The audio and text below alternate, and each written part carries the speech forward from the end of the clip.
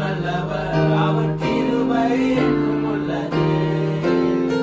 கர்த்தர் நல்லவர், கர்த்தர் நல்லவர், அவர் கிருபை என்றும் உள்ளது. ஒன்று கூடியே நாம் பாடுவோம், கர்த்தர் நாமத்தை நாம் உயர்த்துவோம். ஒன்று கூடியே நாம் பாடுவோம், கர்த்தர் நாமத்தை நாம் உயர்த்துவோம். கர்த்தர் கிருபை கொண்டாடுவோம், கர்த்தர் கிருபை கொண்டாடுவோம்.